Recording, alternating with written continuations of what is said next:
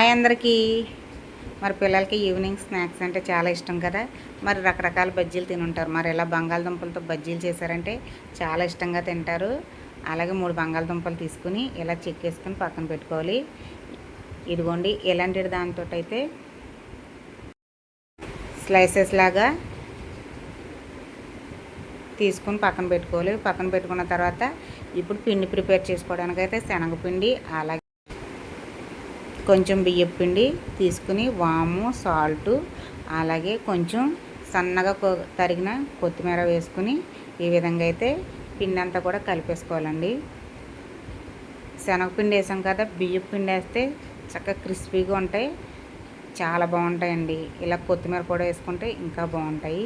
ఇదిగోండి పిండి కొంచెం కొంచెం నీళ్ళు వేసుకుని ఈ విధంగా అయితే కలుపుకోవాలి.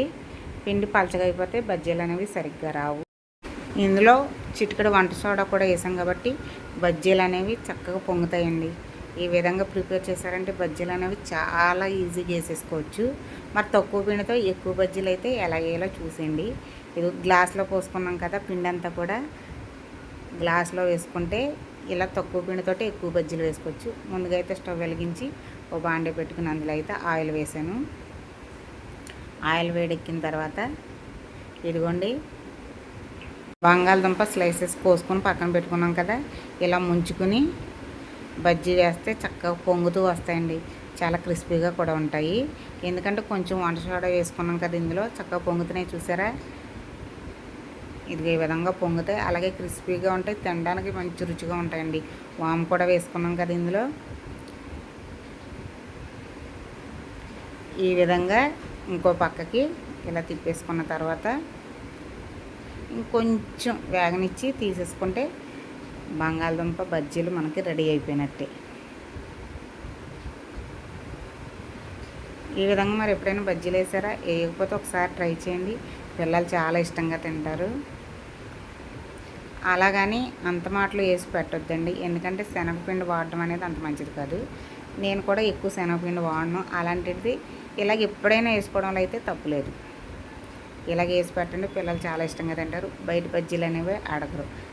చూసారు కదా మరి ఎంత బాగా వచ్చినాయో. మరి ఇలాగే మిగతా బజ్జీలు కూడా వేసేసుకుంటే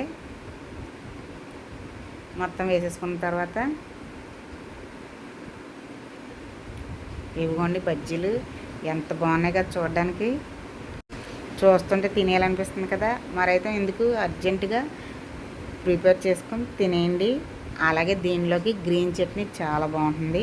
గ్రీన్ చట్నీ నేను ఎలా ప్రిపేర్ చేశానో మా ఛానల్లోనే ఉంది, ఇంట్రెస్ట్ ఉంటే వీడియో చూడొచ్చు. ఇందులో గ్రీన్ చట్నీ చాలా బాగుంటుంది, అలాగే ఉట్టి కూడా తినేయచ్చు, అంత బాగుంటాయండి బజ్జీలు. చూసారా అంత గుల్లగా వచ్చినాయో, ఆయిల్ కూడా పీల్చుకోలేదు.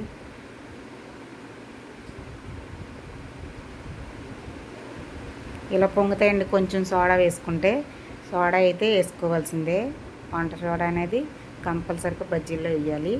ఇలా వేసుకుంటే చాలా చాలా రుచిగా బజ్జీలు అయితే వచ్చేస్తాయి. ఇదిగోండి గ్రీన్ చట్నీతో అయితే ఇదిగోండి చాలా బాగున్నాయి. నేను ఎంత ఎంజాయ్ చేస్తూ తిన్నాను.